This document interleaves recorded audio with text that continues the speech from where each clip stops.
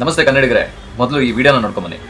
ಏನ್ರಿ ನಡೀತಾ ಇದೆ ಸ್ಯಾಂಡಲ್ವುಡ್ ಅಲ್ಲಿ? ಯಶ್ ಅವರೇ, ನಿಮ್ಮ ಸಿನಿಮಾ ಟಾಕ್ಸಿಕ್ ಟೀಸರ್ ನ ನೋಡಿದೆ. ಅದನ್ನ ಟೀಸರ್ ಅನ್ನೋದಾ ಅಥವಾ ನಮ್ಮ ಸಂಸ್ಕೃತಿಯ ಸಮಾಧಿ ಅನ್ನೋದಾ ನನ್ನ ಬಾಯಲ್ಲಿ ಹೇಳೋಕೆ ಅಸಹ್ಯ ಆಗ್ತಾ ಇದೆ. ಆದ್ರೂ ಸತ್ಯ ಹೇಳಲೇಬೇಕು. ಈ ಟೀಸರ್ ನೋಡಿದ್ರೆ ಒಬ್ಬ ನ್ಯಾಷನಲ್ ಸ್ಟಾರ್ ಸಿನಿಮಾ ಮಾಡ್ತಿದ್ದೇನೆ ಅಂತ ಅನಿಸ್ತಾ ಇಲ್ಲ, ಒಬ್ಬ ಪಾಪ್ ಸ್ಟಾರ್ ಸಿನಿಮಾ ನೋಡ್ತಾ ಇದ್ದೀನಿ ಅಂತ ಅನಿಸ್ತಾ ಇದೆ. ಹೌದು, ನಾನು ಈ ಪದನ ಬಳಸ್ತಾ ಇದ್ದೀನಿ ಯಾಕಂದ್ರೆ ನೀವು ತೋರಿಸಿರೋ ದೃಶ್ಯಗಳು ಹಾಗೆ ಇದೆ. ಹಾಗೇನೆ ಈಗ ಒಂದೆರಡು ಫೋಟೋಗಳನ್ನು ಕೂಡ ನೀವು ನೋಡ್ಕೊಂಬನ್ನಿ.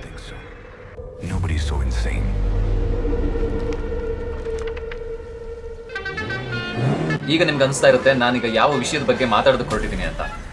ಮೊದಲನೇ ವಿಡಿಯೋದಲ್ಲಿ ಕೆಲವರು ಹೇಳ್ತಾರೆ, ಕೆಲವು ಕಮೆಂಟ್ಗಳು ಕೂಡ ಬರುತ್ತೆ, ಟಾಕ್ಸಿಕ್ ಸಿನಿಮಾ ಅಂತಂದ್ರೆ ಏನು ಕನ್ನಡ ಭಾಷೆ ಯಶು ಏನು ಪ್ರಚಾರಕ್ಕೋಸ್ಕರ ಅಥವಾ ಸಕ್ಸಸ್ಗೋಸ್ಕರ ಯಾವ ಮಟ್ಟಕ್ಕೆ ಬೇಕಾದ್ರೆ ಇಳಿತಾರೆ, ಅವ್ರು ಯಾವ ಥರ ಮೂವಿನ ಬೇಕಾದ್ರೆ ತೆಗಿತಾರೆ, ಅದನ್ನ ಮಕ್ಕಳು ಮರಿ ಸಹಿತವಾಗಿ ಜನಗಳು ನೋಡೋದಕ್ಕೆ ಸಾಧ್ಯನಾ ಅಂತ ಕೆಲವು ಕಮೆಂಟ್ಗಳನ್ನು ಹಾಕಿದ್ದಾರೆ, ಕೆಲವರು ವಿಡಿಯೋಗಳನ್ನೆಲ್ಲ ಮಾಡಿಬಿಡ್ತಾ ಇದ್ದಾರೆ.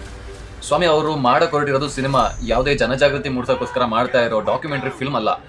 ಇದೊಂದು ಹಾಲಿವುಡ್ ರೇಂಜಲ್ಲಿರುವಂಥ ಒಂದು ಕನ್ನಡ ಸಿನಿಮಾ.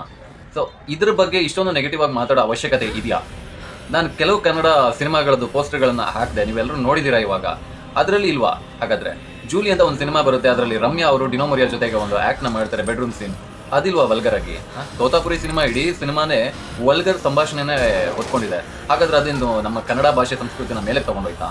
ಈ ರೀತಿ ಹೇಳೋದಕ್ಕೆ ಹೋದ್ರೆ ಹಲವಾರು ಸಿನಿಮಾಗಳು ಬಂದಿದೆ, ಅದರಲ್ಲಿ ಎಲ್ಲೂ ಇಲ್ಲದೆ ಇರೋ ಹೇಟರ್ಸ್ಗಳು ಅಥವಾ ಹೇಟ್ ಕಮೆಂಟ್ಗಳು ಈ ಯಶ್ ಅವರ ಟಾಕ್ಸಿಕ್ ಸಿನಿಮಾ ಅದಕ್ಕೆ ಯಾಕೆ ಬರ್ತಾ ಇದೆ? ಮೊದಲನೇ ವಿಡಿಯೋದಲ್ಲಿ ಬರುತ್ತೆ ನಮ್ಮ ಭಾರತದ ಸಂಸ್ಕೃತಿ ಅಲ್ಲ ಇದು ಅಂತ. ಹಾಗಾದ್ರೆ ಕೆಲವು ಭಾಷೆಗಳಲ್ಲಿರೋ ನಟಿಯರು ಕತೆಗೆ ಪೂರಕವಾಗಿದ್ರೆ ನಾನು ಬೆತ್ತಲೆಯಾಗಿ ನಡೆಸೋದಕ್ಕೆ ಕೂಡ ತಯಾರಿದ್ದೀನಿ ಅಂತ ಹೇಳ್ತಾರೆ. ಹಾಗಾದ್ರೆ ಭಾರತ ಸಂಸ್ಕೃತಿನಾಗೆ ತಿಳಿದಿರೋದಾ? ಅದ್ರ ಬಗ್ಗೆ ಯಾಕೆ ನೀವು ಯಾರು ಮಾತಾಡ್ತಾ ಇಲ್ಲ? ಮನೇಲಿರೋ ಮಕ್ಕಳಿಗೆ ಹಿರಿಯರಿಗೆ ಜೊತೆ ಕೂತ್ಕೊಂಡು ಸಂಸಾರ ಸಮೇತವಾಗಿ ನೋಡೋಂಥ ಸಿನಿಮಾನ ಮಾಡ್ತಾ ಇದ್ದೀರಾ ಯಶ್ ಅಂತ ಕೇಳೋರೆ. ಈ ಸಿನಿಮಾ ಇನ್ನೂ ರಿಲೀಸ್ ಆಗಿಲ್ಲ, ಇದು ಬರೀ ಟ್ರೈಲರ್ ಮಾತ್ರ ಬಂದಿರೋದು. ಸಿನಿಮಾ ಹೇಗಿದೆ ಅಂತ ಯಾರಿಗೂ ಗೊತ್ತಿಲ್ಲ. ಎಲ್ಲದಕ್ಕಿಂತ ಹೆಚ್ಚಾಗಿ ಒಂದು ಸಿನಿಮಾ ರಿಲೀಸ್ ಆಗೋ ಮುಂಚೆ ಒಂದು ಸೆನ್ಸಾರ್ ಬೋರ್ಡ್ ಅಂತ ಇರುತ್ತೆ, ಅಲ್ಲಿ ಆ ಸಿನಿಮಾನ ಪ್ರದರ್ಶನ ಮಾಡ್ತಾರೆ. ಅಲ್ಲಿ ಯಾವ ಕಂಟೆಂಟ್ಗಳು ಇರಬಾರ್ದು ಅಥವಾ ಯಾವ ಸರ್ಟಿಫಿಕೇಟ್ ಅನ್ನ ಕೊಡಬೇಕು ಅನ್ನೋದನ್ನ ಕೂಡ ಆ ಸೆನ್ಸಾರ್ ಬೋರ್ಡ್ ಡಿಸೈಡ್ ಮಾಡುತ್ತೆ. ಅದ್ರ ಮೇಲೆನೆ ನಿರ್ಧಾರ ಆಗೋದು, ಇದು ಫ್ಯಾಮಿಲಿ ಸಿನಿಮಾನ ಅಥವಾ ಯಾವ ತರ ಅಡಲ್ಟ್ ಸಿನಿಮಾನ ಯಾವುದು ಅಂತ ಹೇಳಿ ಡಿಸೈಡ್ ಆಗೋದೇ ಅಲ್ಲಿ ಅಲ್ವಾ? UA ಕೊಡ್ಬೇಕಾ ಅಥವಾ A ಸರ್ಟಿಫಿಕೇಟ್ ಕೊಡ್ಬೇಕಾ, ಇದನ್ನೆಲ್ಲ ನೋಡ್ಕೊಳ್ಳೋದೇ ಆ ಸೆನ್ಸಾರ್ ಬೋರ್ಡ್ನ ಕೆಲಸ. ಪ್ರತಿ ವಾರದ ಕೊನೆಯಲ್ಲಿ ಬರುವಂತ ಒಂದೊಂದು ರಿಯಾಲಿಟಿ ಶೋಗಳಲ್ಲಿ ಒಂದಷ್ಟು ಜನ ಬಂದು ಮಾತಾಡ್ತಾರೆ, ಅದರ ಇರೋ ಕಂಟೆಂಟ್ ಪೂರ್ತಿಯಾಗಿ ಡಬಲ್ ಮೀನಿಂಗ್ ಆಗಿರುತ್ತೆ ಅಥವಾ ವಲ್ಗರ್ ಆಗಿರುತ್ತೆ. ಅದನ್ನ ಮನೆ ಮಂದಿ ಕುತ್ಕೊಂಡು ನೋಡಲ್ವಾ? ಅದ್ರ ಬಗ್ಗೆ ಯಾಕೆ ಹೇಟ್ ಕಮೆಂಟ್ಗಳು ಯಾಕೆ ಬರ್ತಾ ಇಲ್ಲ? ಬರೀ ಎಷ್ಟು ಸಿನಿಮಾ ಬಂದ ಕೂಡಲೇ ಯಾಕೆ ಬಂತಿದ್ದು? ಹಾಗಾದ್ರೆ ಬೇರೆ ಯಾವ ಸಿನಿಮಾದಲ್ಲೂ ಇರಲಿಲ್ವಾ? ಫಸ್ಟ್ ನಾನು ಕೆಲವು ಈ ರಿವ್ಯೂ ಮಾಡೋರ ಬಗ್ಗೆ ಮಾತಾಡಬೇಕು. ಒಂದು ಸಿನಿಮಾ ಅಂತ ಬಂದಾಗ ಅಲ್ಲಿ ಒಬ್ಬ ಪ್ರೊಡ್ಯೂಸರ್ನ 100 ಕೋಟಿ ಹಣ ಇರುತ್ತೆ, ಹಾಗೆ ಒಬ್ಬ ನಟ ನಟಿಯರದು ಒಂದಷ್ಟು ವರ್ಷಗಳ ಶ್ರಮ ಇರುತ್ತೆ, ಹಾಗೆ ತಂತ್ರಜ್ಞರ ಬೆವರುಗಳು ಸುರಿದಿರುತ್ತೆ. ಅಲ್ಲಿ ಆ ಒಂದು ಸಿನಿಮಾ ತಯಾರಾಗಿ ನಮ್ಮ ಮುಂದೆ ತಗೊಂಡು ಬರ್ತಾರೆ ಅಂದಾಗ ಅದೊಂದು ಉದ್ಯಮ ಅದು, ಆಯ್ತಾ? ಅಲ್ಲಿ ತುಂಬಾ ಜನರ ಶ್ರಮ ಇರುತ್ತೆ.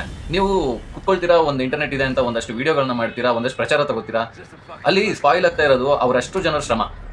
ನಿಮಗೆ ಸಾಧ್ಯವಾದ್ರೆ ಒಂದು ಸಿನಿಮಾನ ಬೆಳೆಸೋದಕ್ಕೆ ನೋಡಿ, ಅದನ್ನ ಬಿಟ್ಟು ಸಿನಿಮಾದ ಟ್ರೈಲರ್ ಬರ್ತಿದ್ದಂಗೆ ಅದನ್ನ ತುಳಿಯೋದಕ್ಕೆ ನೋಡಬೇಡಿ. ನಿಮಗೆ ಸಿನಿಮಾ ಇಷ್ಟ ಆಗಿಲ್ವಾ, ಅದನ್ನ ನೋಡಬೇಡಿ, ಅದು ನಿಮ್ಮ ಸ್ವಾತಂತ್ರ್ಯ. ಹಾಗಂತ ಆ ಸಿನಿಮಾನೇ ಚೆನ್ನಾಗಿಲ್ಲ, ಆ ಸಿನಿಮಾನೇ ಕೆಟ್ಟದ್ದು ಅಂತ ಹೇಳಿ ಬೇರೆಯವರು ನೋಡದಿರಂಗೆ ಮಾಡುವಂಥದ್ದು ಅದು ತಪ್ಪು. ಸೊ ಈ ರೀತಿ ಮಾಡಬೇಡಿ. ಇದೊಂದು ಕನ್ನಡ ಸಿನಿಮಾ, ಇದು ಬಂದಿರೋದು ಒಂದು ಹಾಲಿವುಡ್ ರೇಂಜ್ಗೆ. ಸೊ ಆದಷ್ಟು ಪ್ರೋತ್ಸಾಹ ಕೊಡಿ. ಪ್ರಶಾಂತ್ ನೀಲ್ ಅವರು ಯಾವುದೋ ಒಂದು ಇಂಟರ್ವ್ಯೂನಲ್ಲಿ ಕೂಡ ಅದನ್ನೇ ಹೇಳ್ತಾರೆ, ನಾನು ಒಂದು ಸಿನಿಮಾನ ಮಾಡ್ತೀನಿ ಅಂದರೆ ನಾನು ಮೆಸೇಜ್ ಕೊಡೋದಕ್ಕೆ ಹೋಗ್ತಾ ಇಲ್ಲ, ನಾನು ಜಸ್ಟ್ ಎಂಟರ್ಟೈನ್ ಮಾಡೋದಕ್ಕೆ ಬರ್ತಾ ಇದ್ದೀನಿ ಅಂತ. ಅದೇ ರೀತಿಯಾಗಿ ಇದು ಸಿನಿಮಾ ಕೂಡ ಹಾಗೇನೆ ಒಂದೊಳ್ಳೆ ಕ್ರಿಯೇಟಿವ್ ಐಡಿಯಾದೊಂದಿಗೆ, ಒಂದೊಳ್ಳೆ ಮೇಕಿಂಗ್ನೊಂದಿಗೆ ಬಂದಿರೋ ಸಿನಿಮಾ. ಈ ಒಂದು ಪ್ರಯತ್ನ ಸಕ್ಸಸ್ ಆಗಬೇಕು.